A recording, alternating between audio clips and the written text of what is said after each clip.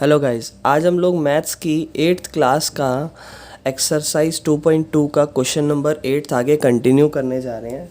Question number 8 को सबसे पहले हम रीड कर लेते हैं कि क्वेश्चन नंबर 8 में लिखा क्या है। So question number 8 says 3 consecutive integers are such that when they are taken in increasing order, 3 consecutive integers है और उन्हें इंक्रीजिंग ऑर्डर में रखा जा रहा है। सो पहले हम 3 कंसेक्यूटिव इंटीजर्स की अगर हम बात करें तो 3 कंसेक्यूटिव इंटीजर्स कैसे होंगे। अगर पहला इंटीजर को आप बोलोगे, पिछले क्वेश्चन में आपने देखा, अगर आप पहले इंटीजर को x मानोगे, so second integer will be x+1 and third integer will be x+2, यही होगा ना। सो 3 इंटीजर और वो भी इंक्रीजिंग ऑर्डर में, तो ये इंक्रीजिंग ऑर्डर दिखा रहा है। अगर ये 1 होगा तो ये 2 होगा तो ये 3 होगा, इस तरीके से। So 3 consecutive integer are such that when they are taken in increasing order। कहानी यहाँ तक ख़त्म नहीं हुई क्योंकि ये तो हमने पहले के क्वेश्चनों में देख ही रखा था। इंक्रीजिंग ऑर्डर में ले लिया और बोलता है इसे मल्टीप्लाई भी कर दिया हमने 2, 3 एंड 4 से रिस्पेक्टिवली। और हमने क्या करा, इसे 2, 3 एंड 4 से मल्टीप्लाई करा। मतलब इस टर्म को 2 से मल्टीप्लाई करा, इस पूरी टर्म को 3 से मल्टीप्लाई करा और इस पूरी टर्म को 4 से मल्टीप्लाई कर दिया। And they add up to 74। और जब इनको जोड़ा तो वो 74 भी बना। क्या ये इक्वेशन आपको बनानी आई? अगर आप ये इक्वेशन बनानी समझ जाओ तो आपके लिए आंसर आसान है। इस इक्वेशन को फिर से बनाना सीखते हैं। 3 consecutive integers are in increasing order, और इस तरीके से इंक्रीजिंग ऑर्डर में कि वो 2, 3, 4 से मल्टीप्लाई हो रहे हैं। 3 कंसेक्यूटिव इंटीजर मतलब x, दूसरा नंबर x+1, तीसरा नंबर x+2। इंटीजर की बात हो रही है। पिछले क्वेश्चन में मल्टीपल को देख रहे थे। सो इंटीजर x, x+1, x+2 और फिर वो 2, 3, 4 से मल्टीप्लाई हो रहे हैं और वो ऐड इस तरीके से हो रहे हैं कि वो 74 को क्रिएट कर रहे हैं। तो बताओ वो नंबर क्या है। सो ये इक्वेशन तो आपके पास बन चुकी है। सबसे पहले आप बोलना let the 3 consecutive integers is, यहाँ पे आपको बोलना है let the 3 consecutive integers are x, x+1 and x+2।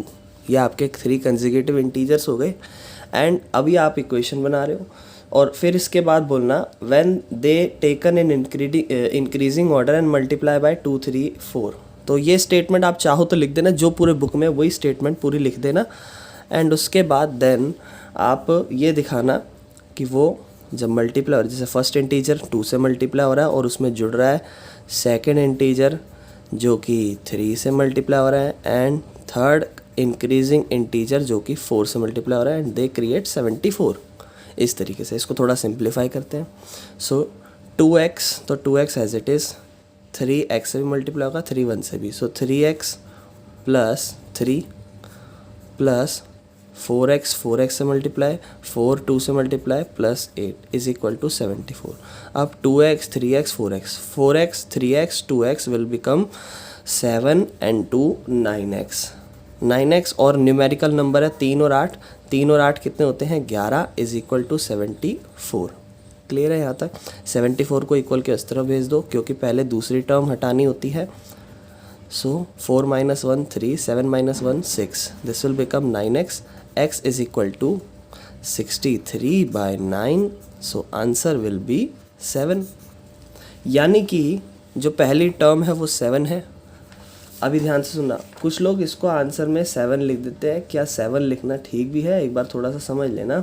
इससे आपने वो नंबर तो लिख दिए 7, थोड़ा सा इसको चेक भी कर लेते हैं। तो वो 3 इंटीजर ही आपसे मांगे हैं। तो first integer is 7, second integer जो कि x+1 था जो कि हो जाएगा 7 + 1 will become 8 and third integer जो कि x+2 था वो हो जाएगा 7 + 2 विल बिकम 9। तो वो 3 इंटीजर 7, 8, 9 थे, मगर अगर हम तीनों को जोड़ें तो 74 नहीं बनता। तो उसने क्या कर रखा था, मल्टीप्लाई कर रहा था इन 2 से, इसे 3 से, इसे 4 से, तब वो 74 बन सकते हैं। आप चाहो तो वेरिफिकेशन कर भी सकते हो। क्लियर है? हम लोग आगे के क्वेश्चन पर चलते हैं। अगर आपको कुछ लगे नोट करने वाला है सो आप पॉज कर लीजिए वीडियो और नोट कर लीजिए, ठीक है ना। चलिए नेक्स्ट क्वेश्चन पर आते हैं। सो नेक्स्ट क्वेश्चन रेशो वाला फिर से आ गया। देखो हमने रेशो के क्वेश्चन पहले भी समझे थे। अगर आप रेशो के पहले क्वेश्चनों को क्लियर कर चुके हो तो ये क्वेश्चन भी आपको आसान लगने वाला है, ठीक है ना। सो रेशो का जो फर्स्ट क्वेश्चन है वो कहता है the ages of Rahul and Haroon. तो दो लोग हैं, एक राहुल है और एक हरून है, और इनकी एज को आपको रेशो में दिया गया है। द एजेस, ये राहुल और हरून की एजेस को रेशो में दिया है which is in the ratio of 5:3। सो आपको ये रेशो दी है, ठीक है ना, sorry 5:7, this is 5:7। So the ages of Rahul and Harun are in the ratio of 5:7। So ये 5:7 की रेशो में है। अब हुआ क्या, आज से 4 साल बाद 4 years later the sum of their age will be 56। मतलब आज से अगर हम 4 साल बाद इनकी एजेस को देखें तो इन दोनों की एज को अगर हम जोड़ें आज से 4 साल बाद, आफ्टर 4 years अगर हम इन दोनों की एजेस को ऐड करें, मतलब जो आज से 4 साल बाद होगी, आज वाली नहीं, जो आज से 4 साल बाद होगी, उन दोनों को ऐड करें, सो दिस विल बिकम 56। सो हमें ये तो पता हो कि आज कितनी एज है, तभी तो हम आज से 4 साल बाद की एज बता पाएंगे। और मैंने आपको बोला था कि कभी भी आपको रेशो दी हो तो प्रेजेंट एज या कुछ भी चीज़ हो उससे ही आपकी एक्स की टर्म्स बन सकती है, क्योंकि ये 5:7 किसी ना किसी नंबर से कट पिट के आया होगा। तो आपने सबसे पहला काम क्या करना है, आपने बोलना है लेट अस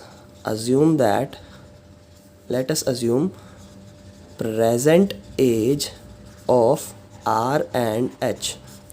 assume करना है present age of R and H is 5x and 7x, है ना, यही assume करना है, 5x and 7x। इससे भी पता चलता है कि हरून बड़ा ही है, क्योंकि नेगेटिव x का नंबर आ नहीं सकता, किसी की एज नेगेटिव बन भी नहीं सकती उस तरीके से। सो ये बड़ा ही होगा। अभी हम ऐसा समझ लेते हैं कि हाँ ये आपका जो राहुल है उसका एज 5x है एंड प्रेजेंट एज। अब आज से 5 साल बाद क्या होने वाला है, आफ्टर 4 years क्या होगा। मैं बोल रहा हूँ आज आपकी उम्र 10 साल है, तो आज से 4 साल बाद कितने हो जाओ, बोलोगे 14। कैसे पता लगा, आज की एज में 4 ऐड कर दिया, तो वही तो। सो आफ्टर 4 years, अब इनकी प्रेजेंट एज तो पता चल चुकी है। सो आफ्टर 4 years क्या होने वाला है, आफ्टर 4 years होने वाला है 5x है तो उसमें 4 एज ऐड हो जाएगी, ठीक है ना, ये हमारे राहुल की एज हो जाएगी, और ये हमारे हैरून की एज कितनी होगी, उसकी एज 7x है आज, तो उसकी 4 साल बाद। तो ये दोनों की 4 साल बाद की उम्र है, और इसी को उसने बोला है कि अगर हम 4 साल बाद इनकी उम्र को जोड़ दें तो इनकी उम्र जो है, अगर इनको जोड़ दें तो इनकी उम्र जो है 56 के इक्वल आती है। सो यही पता लगाने के लिए तो हमने यहाँ पर प्रेजेंट एज पता लगाई है। तो सबसे पहले हमने करा क्या इस क्वेश्चन में, सबसे पहले हमने रेशो में से प्रेजेंट एज बनाई, और प्रेजेंट एज पता चलेगी तभी तो हम ये बता सकेंगे कि आज से 4 साल बाद वो कितने साल के हो जाएंगे। सो अब हमारे पास इक्वेशन है, अब हम इसे सॉल्व कर सकते हैं। तो अब हमारे पास जो सम आना था वो आ चुका था कि ये 5x + 4 एक की एज है आज से 4 साल बाद, और किसी दूसरे की उम्र है 7x + 4 आज से 4 साल बाद, और इन दोनों की उम्र जुड़े तब जाके वो 56 के इक्विवेलेंट होने वाली है। सो 5x + 4 + 7x + 4 bracket easily open हो जाएगा कुछ इस तरीके से, कोई डिफ़िकल्टी नहीं होगी इस प्रोसेस में। 5x and 7x will become 12x, 4 and 4 will become 8 and is equal to 56। 8 equal किस तरफ जाएगा, दूसरी टर्म में, सबसे पहले इसे ही भगाओ।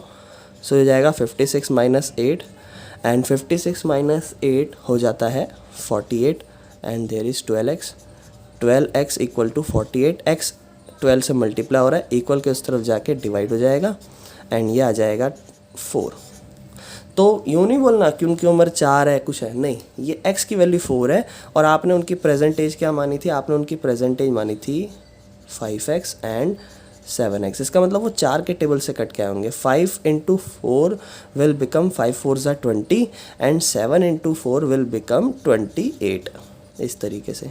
यानी कि उनकी प्रेजेंट एज कितनी है, 20 एंड 28, ठीक है ना, और आपको उनकी प्रेजेंट एज ही बतानी थी। तो आप अगर ये पता लगा दो कि वो नंबर जो रेशो है वो किस नंबर से कट पिट कर आई है, तो आप प्रेजेंट एज बता लगा सकते हो। क्लियर है ये क्वेश्चन। चलिए अगले क्वेश्चन पर आते हैं। चलिए अब हम अगला क्वेश्चन देख रहे हैं विच इज़ क्वेश्चन नंबर 10, ठीक है ना। क्वेश्चन नंबर 10 जो है एक्चुअल में the number of boys and girls in a class are in the ratio. देखो ये फिर से रेशो का, रेशो के क्वेश्चन की आपकी अच्छी खासी प्रैक्टिस हो जानी है इससे। So the number of boys and girls are in the ratio of 7:5।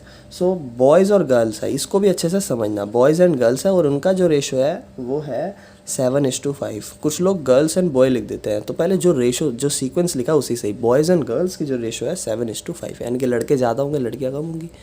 Boys is to girl is equal to 7:5, ये उनकी रेशो दी है। अब रेशो दे दी है तो समझते हैं कि रेशो जो है नंबर कट पिट के आए होंगे, एक्चुअल क्या है ये नहीं पता आपको, किसी नंबर से कट पिट कर आए होंगे। सो आपको बोलता है the number of boys is 8 more than the number of girls. The number of boys is 8 more than the number of girls. जो लड़के हैं, अब देखो इसको समझना है आपने, the number of boys is 8 more than the number of girls. Boys जो है वो ऑलरेडी, अगर आप दोनों को कंपेयर कर रहे हो बॉयज़ एंड गर्ल्स को, तो लड़के जो है 8 ज़्यादा है। बहुत से लोग ये इक्वेशन बना देते हैं, बोलते हैं बॉयज़ को अगर हम x मानेंगे, गर्ल्स को अगर हम y मानेंगे, तो भैया boys plus 8 is equal to girls. अच्छा देखो, अगर आप दोनों को कंपेयर कर रहे हो, तो अगर हम नॉर्मली इसको एक तराजू के वे में समझेंगे, तो यहाँ पर जब आप देखोगे यहाँ बॉयज़ है एंड यहाँ गर्ल्स है, तो आप जब एक कंपैरिजन करोगे कि बॉयज़ इज़ ऑलरेडी 8+, सो ये तो भारी हो जाएगा तराजू का ये वाला साइड एंड ये वाला कम हो जाएगा। आपको एक्चुअल में इक्वल करना है, तो इक्वल करने के लिए आपको क्या करना है, आप बोलोगे इक्वल करने के लिए हमें गर्ल्स को भी बढ़ाना पड़ेगा या बॉयज़ को कम करना पड़ेगा, है ना। तो वो चीज़ आपको समझनी है। बॉयज़ ऑलरेडी 8 ज़्यादा है, अगर आप उसमें 8 और बढ़ा दोगे तो वो 16 ज़्यादा हो जाएंगे, यानी कि चीज़ गलत है।